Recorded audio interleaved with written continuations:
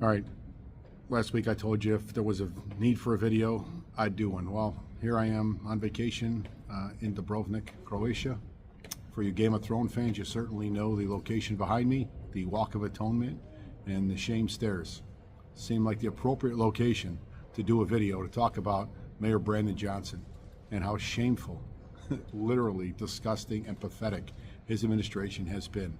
And now it's no surprise to really the rank and file officers, that's for sure, that he has somebody that absolutely hates the police, wants to defund the police, and says vile things about the police. She's only doing and saying the things that he can't do publicly. That's why she's in his administration. If he had an ounce of decency or accountability, she'd be gone. Literally, ask for a resignation or fire her. No ands, ifs, or buts. I don't expect that to happen because Brandon absolutely has the people he wants in place to do the dirty work that he can't do. Unfortunately, a lot of them are incompetent, like Ms. Kennedy, along with people who are in charge of city finances, apparently, because how are we $1 billion in deficit going into this new fiscal year? You 31 aldermen, literally, who voted to stop a vote to go to the people on ballot about Chicago being a sanctuary city. You are responsible. You aldermen who continually rubber stamp this knucklehead's efforts to just ram this city into the ground repeatedly, you are responsible. We all of a sudden came up with hundreds of millions of dollars, but we're facing a budget shortfall for migrants that weren't born here, that legally don't belong here, and there are so many other needs in this city, but you found hundreds of millions of dollars for them, and now we're facing $1 billion shortfall.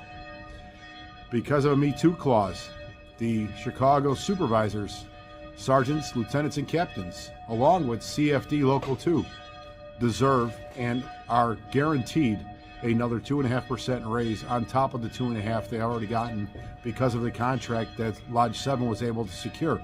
It's guaranteed money. But yet, not only are you now facing a deficit, you're going to continue to now hold that money hostage for those bargaining members who protect this city every single day instead of giving them the full 5% in January like you should have. Here we are now almost 3/4 of the way through this year, and they're still waiting for that other 2.5%, and bargaining has gone nowhere when it comes to a new successor collective bargaining agreement. I could go on and on and on about how incompetent this mayor is. Oh, and not to mention, they're facing a budget shortfall of $1 billion, right?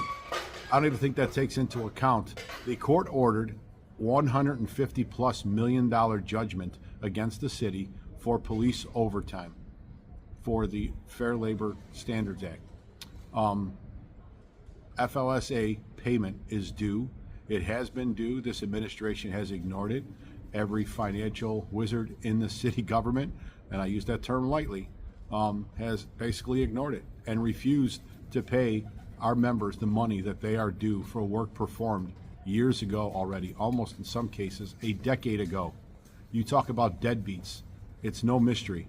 This guy can't pay his water bill. Why would he pay any other bills? He's a disgrace. He needs to go.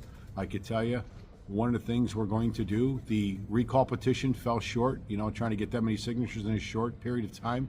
I applaud Dan Boland for getting that off the ground and putting that conversation on the table. But we will be in Springfield, and we will be pushing for lawmakers like LaShawn Ford, who has introduced legislation for state statute to have an ability to recall the Chicago mayor, to have that conversation again and see if we can get that done in the veto session. Something needs to be done to address the level of incompetence of somebody who just smiles pretty, says big things, and tells everybody what they want to hear, but has no plan, literally is bankrupting this city every single day.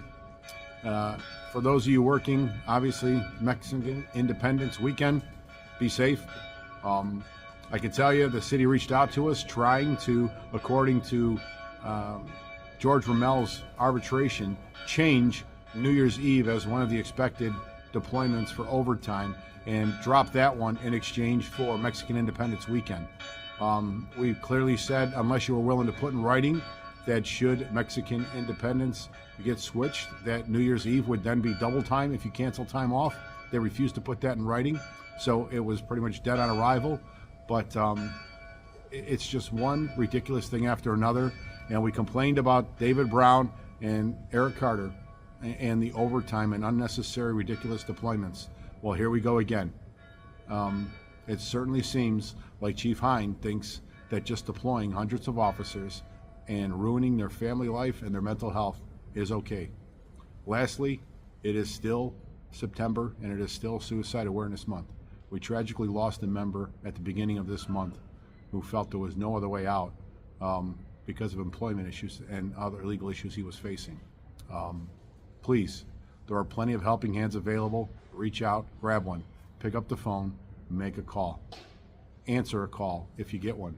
The life you save, you may never know, but we have to take care of each other because there are far too many people who are not taking care of us. Brandon Johnson, Kennedy Barkley needs to resign effective immediately. Andrea Kirsten needs to be gone effective immediately. Where is the city council holding Andrea Kirsten responsible for now the little retaliation and whistleblower lawsuits that are sure to come out of COPA?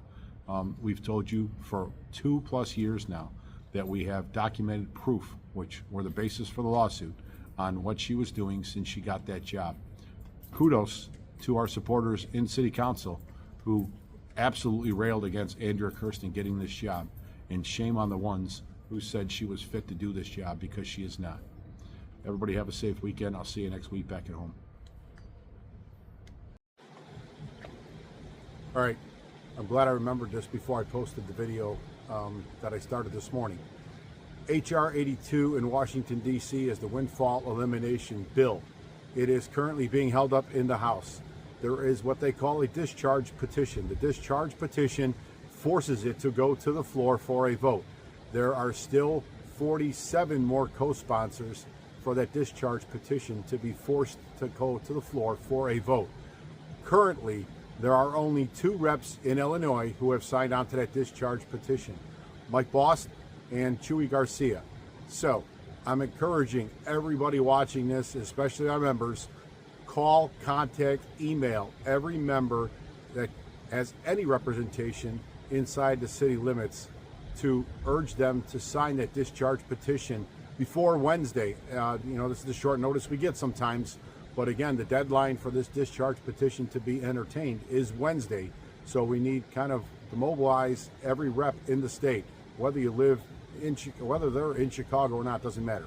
Contact every state rep by email or telephone, blow up their phone services, and let's make sure this at least gets called for a vote and force them to to do what they said they were going to do.